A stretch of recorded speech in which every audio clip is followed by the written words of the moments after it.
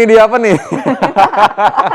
Ayo, ini buat apa ya? Ada yang tahu nggak? Nah, ini ternyata ada hubungan dengan apa yang kita bahas sekarang nih, dokter.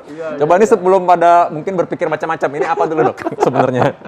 Ini sebenarnya peralatan bekam. Ya. Jadi zaman dulu kan belum ada kop seperti ini. Ya. Adanya tanduk, ya pakai tanduk. Tanduk ya? Oke. Tapi tanduk ini dalamnya kosong loh. Iya memang. Maksudnya Nanti ini pakai gimana ngebornya gitu? Nah, kita nggak bahas itu sekarang ya, nanti. Iya. Oke. Nah sekarang jadi akhirnya sebenarnya zaman dulu pakai ini, Iya. lalu sekarang udah berkembang pakai gini ya? gelas, terus kemudian yang terbaru lebih keren pakai kop. Oh, ini coba dokter Nisa Ya, coba angkat dulu biar orang lihat. Ini nih. contoh Nah. seperti ini. Ini kop yang sudah modern, artinya bisa disterilisasi. Oh, oke. Ya kan? Kalau ini kan agak sulit nih kan. Ya.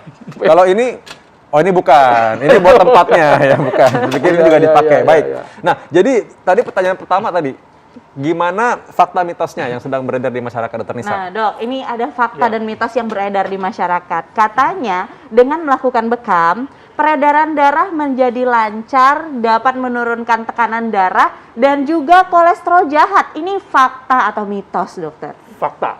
Fakta! Wah, gimana tuh, Dok?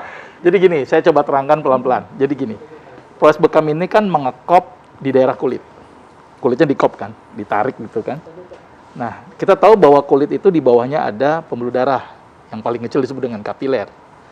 Kapiler ini kan ngasih makan ke sel-sel kulit. Nah, ketika dikop, maka akan terjadi peningkatan laju filtrasi dari kapiler ke sel. Jadi si sel itu dapat makanannya banyak. Nah, berarti peningkatan laju filtrasi ini akan juga meningkatkan jumlah cairan interstisial di antar sel. Nah, jadi yang ada di pembuluh darah, di endotelnya nanti melebar, kemudian terjadi nutrisi ke sel-sel kulit. Ketika dikop terjadi peningkatan laju filtrasi sehingga cairan interstisial menjadi meningkat. Nah, kita tahu bahwa cairan interstisial isinya kan banyak tuh. Ada makanan, ada sisa metabolisme, gitu kan. Ada sampah metabolisme tadi, terus kemudian apa? Ada nutrisi. Nah, ketika dikop, apa yang terjadi? Cairan interstisial numpuk, kemudian ditusuk, maka akan keluar cairan interstisial. Cairan interstisial yang keluar ini, otomatis komponen-komponen yang ada di situ akan keluar. Lemak keluar, gitu kan. Terus kemudian satu lagi tadi, sisa metabolisme keluar. Dan ada yang unik lagi, ketika ditusuk, kan proses inflamasi buatan tuh. Ya kan? Kita tahu bahwa ketika ada yang luka, akan terjadi proses peradangan. Nah, ketika luka, maka akan mengaktifasi NO, nitrate oxide. Ini bahasa ilmiahnya gitu. Nah, nitrate oxide ini ternyata salah satu fungsinya adalah melebarkan pembuluh darah. Nah, sama satu lagi, ketika ditusuk ada sel namanya sel keratinosit. Ya kan? Nah, di situ dia akan memproduksi yang namanya beta endorfin. Maka itu kenapa ketika dibekam itu rasa nyaman itu. Relax. Relax, karena endorfinnya tadi. Asal jangan lagi nyaman-nyamannya ditinggal gitu. Kasihan soalnya. Perasaan dong sakit. Iya. Nah, berarti ini kita akan lebih lanjut lagi nih bahas soal ini nanti ya makanya. Tapi dengan diselingi fakta mitos ya. Ini ada lagi nih, ada yang beranggapan kalau bekam ini katanya bermanfaat untuk membuang racun dalam tubuh. Tadi sedikit disinggung nih, tapi ini fakta atau mitos? Fakta. Fakta. Kita lanjutin tadi ya. Tadi sebenarnya udah bahas tuh sedikit ya. Sudah saya terangkan di awal Iya. tadi. Jadi zat sisa metabolisme tubuh yang harusnya dibuang dengan proses lewat ginjal, lewat pernapasan, ternyata dengan bekam itu sebagian terbuang. Karena tadi bekam mengeluarkan cairan interstisial. Berarti apa yang ada di interstisial maka akan terbuang. Termasuk zat-zat sisa metabolisme. Ya kan, kita tahu bahwa metabolisme itu kan harusnya dibuang lewat fungsi ekskresi. Tapi dengan bekam dibantu prosesnya. Ternyata ada satu penilaian yang cukup menarik gitu, bahwa ternyata bekam dibandingkan dengan laju filtrasi dengan ginjal.